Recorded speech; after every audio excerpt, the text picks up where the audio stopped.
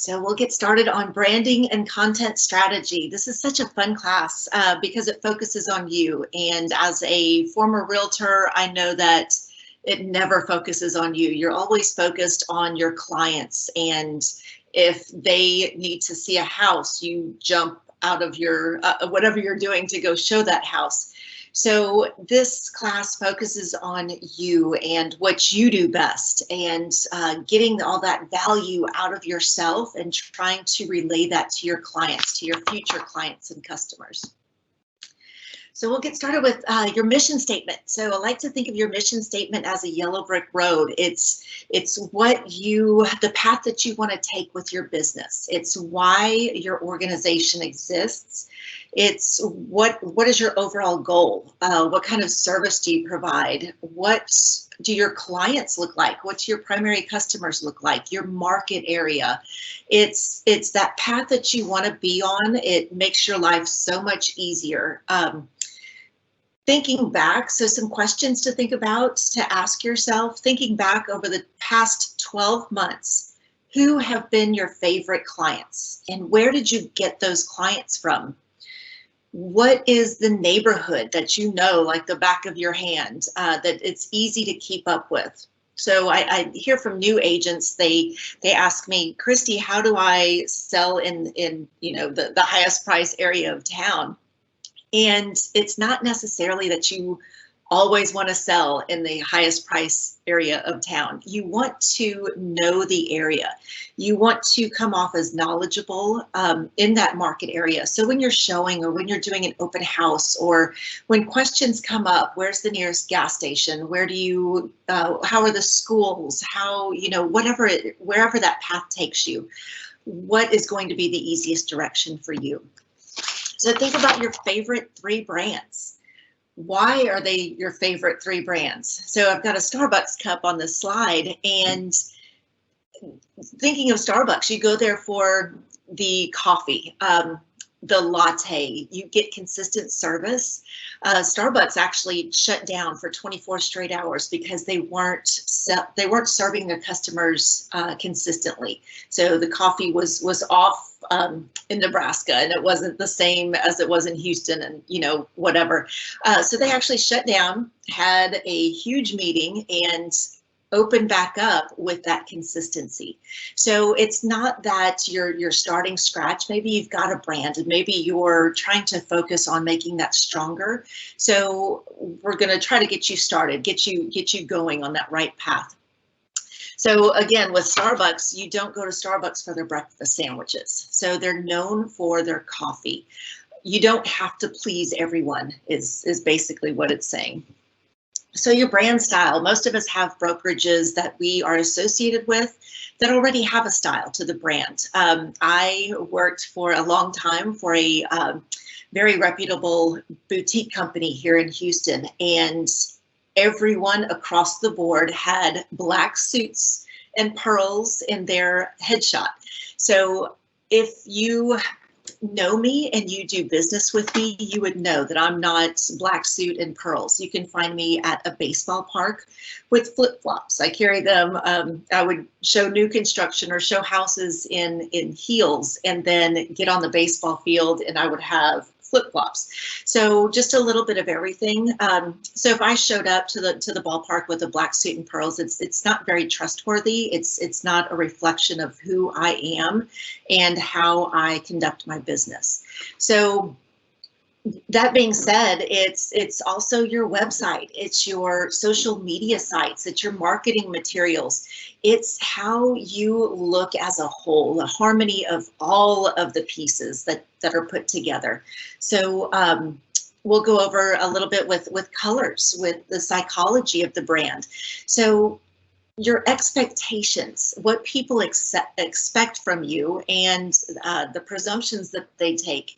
So Fancy Feast, we collaborate a lot with our classes, and one of my coworkers, Kara, came up with this, and I just focused on this Fancy Feast on the left-hand side, and I thought, wow, that just looks so odd to me. And I was completely focused on the left-hand side Fancy Feast and not the Purina Fancy Feast. The right-hand side, Fancy Feast, is what we typically expect when we see those words together. It's cat food. So she pulled this Fancy Feast, the heavy metal band, somewhere off of the internet, and I found it so funny. So it's how our business is being perceived. So there's a whole color story behind it. Are you do you associate with blues or greens, or you can Google these colors and try to find out what the expectations or the assumptions are with these different colors. So your perception. Do you see the blue dress? Do you see the gold dress? Do you see a duck or a bunny? So it's that first impression that people gather from you, how you come across. And it's always a great idea to have a fresh set of eyes on any marketing material that you get out, just absolutely anything. Does your social media platform, does it tell a story of who you are, how you do business? We'll get into more about social media platforms in a little bit, but it's always a good idea to have that fresh set of eyes. So if we want everyone to see the bunny, maybe we accentuate things associated with bunnies, or if we want them to see the duck, maybe we associate things with the duck. So it's how we want to come across to those people that we want to work with. Who are we ultimately trying to reach? Are we trying to reach the people who want to work with us? We all see the bunny, or do we all see the duck? So your target audience, we can't be everything to all people. So thinking about your target customers, where are they located? What is their age group? Are they millennials? Are they baby boomers? What are the lifestyles of your favorite types of clients? So that's going to be a huge connector with your personal and professional life. Are you part of a gardening club? Can you somehow post some gardening slides in with your houses, or talk about the landscaping of your listings? You're going out to show houses. Maybe you do videos. You came across this house, and your clients may or may not love it, but you came across this house that's got the most beautiful hydrangeas. So maybe you do a quick little video. Look, I'm showing an XYZ neighborhood, and I just want to let you know that, if you love hydrangeas, this is a fantastic neighborhood. The soil is rich for it, whatever it may be. How does that mix, that personal professional connection? It shouldn't have to feel like you're working so hard at it. It's something that just comes naturally. So I know when I was practicing again, I was always at a baseball field or picking my kids up at their daycare. So picking them up at daycare, volunteering in schools, sending little notes to their working parents saying, oh, look what little Johnny did today. How does it mix? How can we get our business to mix the personal and professional connection? So the content marketing, I'm sure y'all have heard of content marketing. What is it? It is the practice of creating and publishing photos, text, videos, and audio messages with the goal of building and fostering your reputation and perception of your business. So the content creation, how do we do this? What content do you think would interest this mom working from home with little kids, who I feel so bad for right now? It's got to be the hardest job in the world, and some of you may even be doing it. It's tricky, and when would they be looking at their social media? When would they appreciate content from you? How can you get that content across? So communicating at the right time. Does she have downtime when they have nap time? Does she? Do you know if they get breakfast ready early? Does she lay in bed at the end of the night and look at her social media posts? So how does this come across? And a good rule of thumb would be to look at your peers' posts, look at your peers' marketing. You can't do all of this just by yourself. So getting ideas from others is such a great way to think creatively, just to get other marketing ideas out there. So I follow a lot of realtors, a lot of brokerages on my Instagram, on my Twitter. just to keep up with what's going on. You know, how are other people doing business? And if I see something that's getting a lot of likes, well, then maybe I might need to focus on throwing that into my mix somehow. So don't be scared to look around. Don't be scared to follow other people just to see what they're doing. Communication methods and times, know the platform. So Facebook, from what I understand, people are on Facebook 24/7. So know what you're trying to market on Facebook. That's probably a place where you can do cat videos and you can do, you know, things like that. Instagram, huge with pictures. Instagram Live is great with open houses. It's great with telling that story, just getting that story out. YouTube, videos are such a great way to go. People are constantly looking at videos, and video advertising is by far surpassing any other form of advertising right now. People want to know that story behind what you're doing. For some reason, people always want to know what their realtor does in their off time. I don't know why that is. You walk into a bank and it's not like people think, oh, I wonder what that banker does in their off time. It's just not something that comes up. But they want to know that story of how that personal and professional connection, how that all mixes together. So before you jump into any of these platforms, make sure you look around. So again, spy on your peers and try to figure out what type of message people are sending on each of these platforms. So your content cycle, it's Groundhog Day over and over and over again. So you're constantly trying to brand yourself. You're constantly trying to come up with new ideas on how to get that brand out there for everyone to see. So you're researching, you're setting your goals. So how can you implement some of these strategies with your content?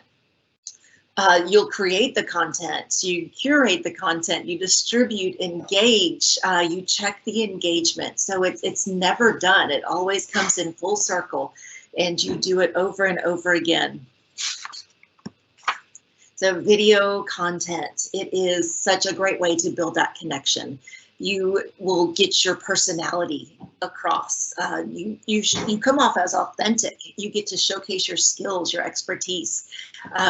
There was a realtor here in Houston. She works with new construction mainly, and she knows a lot about new construction. So as her builder is going through the building process, she will get out there and she'll post little videos. This is what happens in this stage, stage A, stage B. She got outside of a new construction home in the pouring down rain, all dressed up with an umbrella, with rain boots on.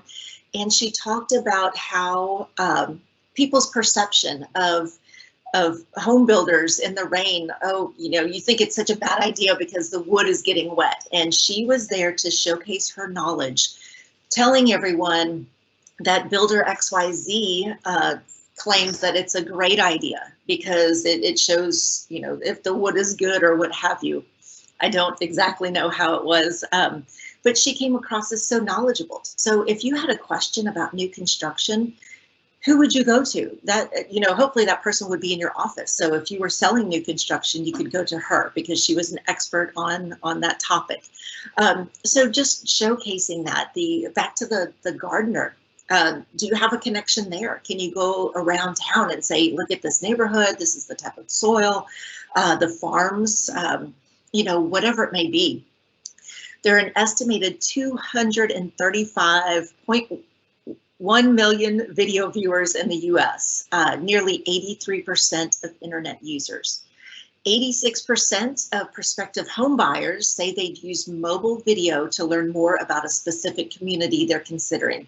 So now, especially when we've got all these stay-at-home mandates and everything is going virtual. So you have to grasp onto this video. How can you showcase that new listing? Does it have a fantastic kitchen? Do you know a chef? Do you like to cook? So pulling all of these things together and just getting that out there to showcase that personal, professional connection. Observe and learn. Again, spy on your competition, spy on your peers. What are they doing to market their houses? How are they showing virtually? What does their marketing material look like right now? What can you draw from them to showcase your creativity? You are your brand, so wear your brand. Again, I am not the black suit with pearls. That was my headshot a long time ago. I loved it. We had a brokerage that came into Houston, and they showcase themselves in their natural setting. So if you are the type of person who sells luxury homes and you're wearing Jimmy Choo's, suits, you know, three-piece suits, hair's all done, big jewels, what have you, then that's who you are. And that's probably the type of headshot that you would take. Are you more laid back? So the brokerage came in, and one of my past coworkers, she was literally kneeling next to a tree or leaning up against a tree, and she had an untucked shirt on, she had jeans on, but that was her. That was absolutely her. I knew it was her personality.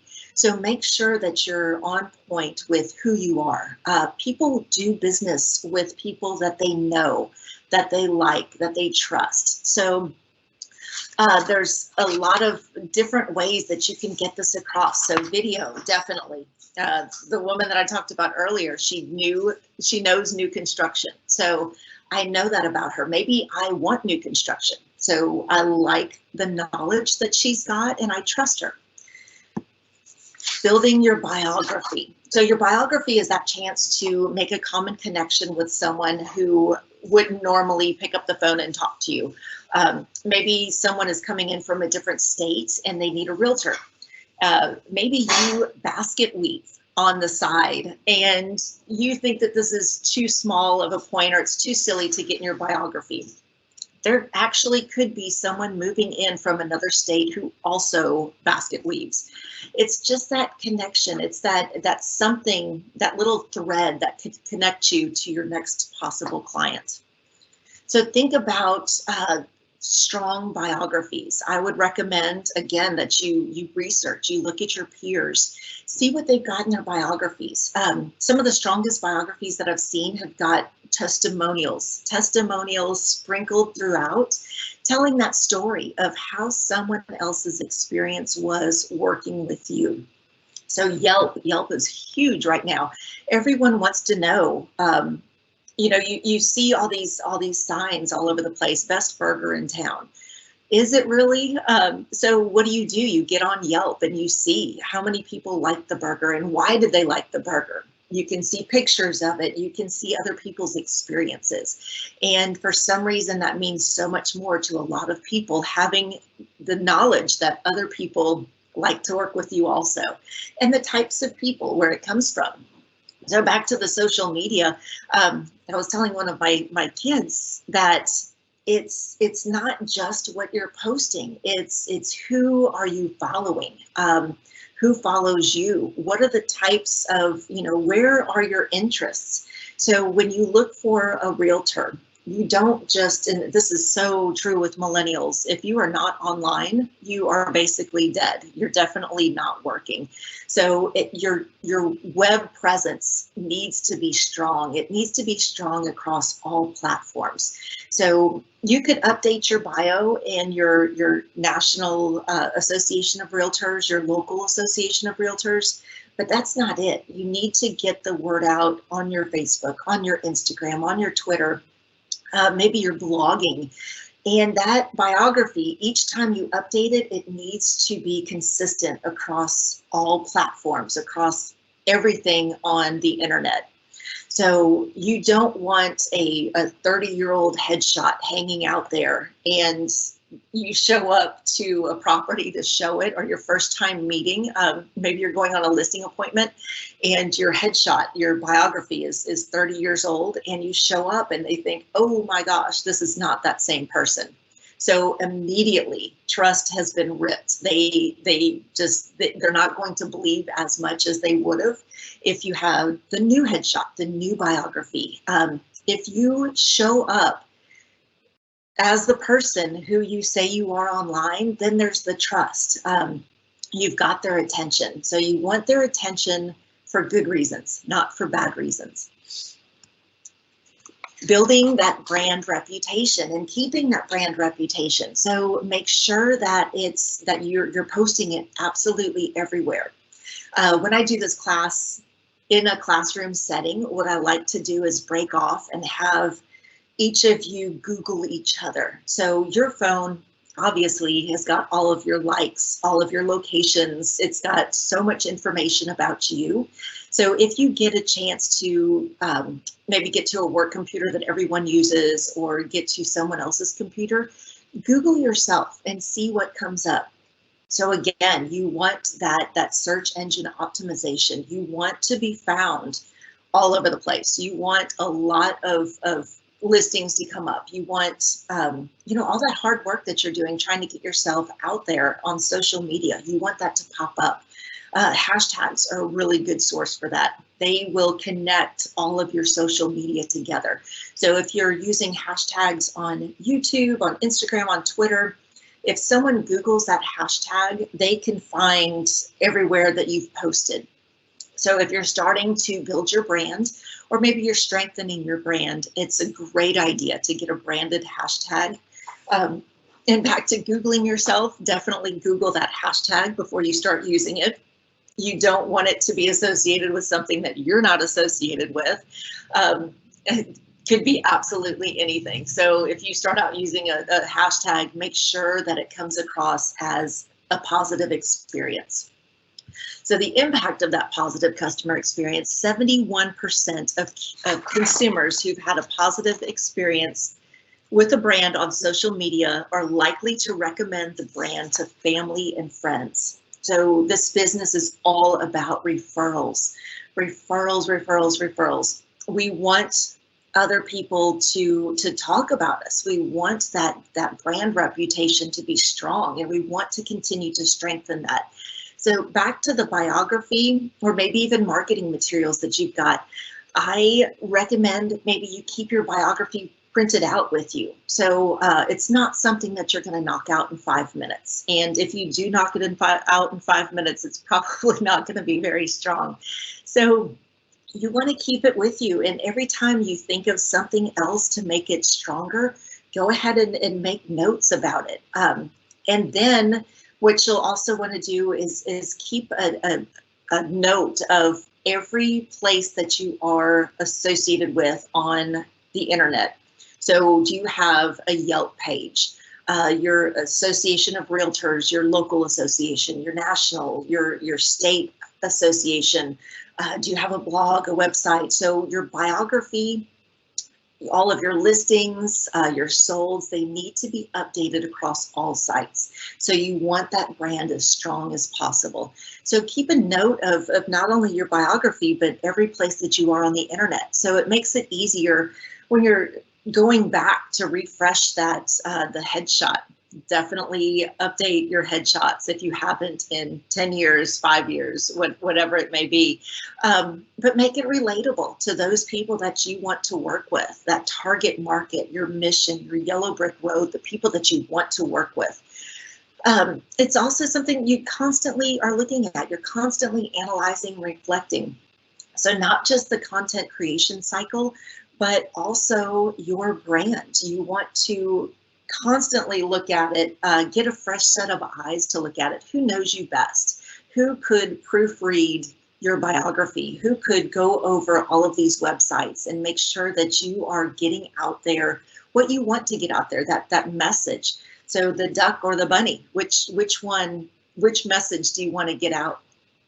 Ask for those reviews. So if you ask for the reviews from the get-go, it's going to be something that comes natural. So let them know how you would like the reviews. So maybe you power wash, maybe that's something that calms you. So before you list houses, maybe you power wash their drives or their sidewalks or front porch. Get some kind of review from them that you went above and beyond to list their house in the best light. Whatever it may be, just something that pops up, ask for those reviews. It will be second nature. So you'll be doing it with all of your clients and won't even realize it. So some of the topics that we went over, the review, the mission statement. Definitely try to stay on that yellow brick road. There are going to be turns and twists. My kids were in daycares, and after the daycares, they were in private schools, public schools, baseball, soccer. So it's going to change a little bit from time to time, but you will adapt with that also. So just make sure that everything's updated for you. Think about the style, the logo, the look. You are associated, or most of us are associated with a brand as it is. So the brand that I started with, they were maroon and got bought out and they were navy blue. So it could be royal blue, it could be green, whatever it is, but how do you stand out in that brokerage? So I would definitely keep the colors, associate myself with that brand, but also stand out with who I am inside that brand. So the brand, the brokerage brand that you're with probably has a strong presence. It's probably why you decided to either start the brand or go work with that brand. So use that. There had to be a reason that brought you to them. So that perception, how do other people perceive you, your brand? Trying to get to that target audience. So have that fresh set of eyes, look at all of your materials, look at your marketing, look at your websites. Have that fresh set of eyes, look that over. Content creation, so just a cycle. You're constantly evolving, you're constantly creating new things. Spy on your peers, basically. Just go out there, and I'm not saying to to take everything that they have to plagiarize, but take it and try to be creative with it. Try to see what's going to get you more likes on different platforms. Video is huge. Communication methods that I see here. Ask people how they like to be communicated with. It's one of the most simple questions, but it's one that's often overlooked.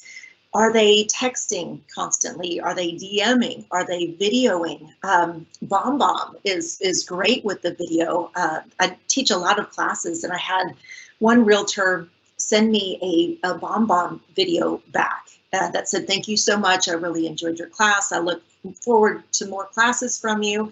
And I thought, wow, that really stands out. So what can you do to set yourself apart from everyone else out there? Your biography, make sure you keep that updated along with your headshot. So those referrals are huge. You want those referrals. You want to work with people who recommend you because they're probably somewhat similar and you liked working with them. So hopefully you would like working with their friends and so on. Brand reputation, stay on top of your brand, stay on top of everything that you offer, and what is the perception of that brand. Love Dr. Seuss. Today you are you. That is truer than true. There is no one alive who is youer than you.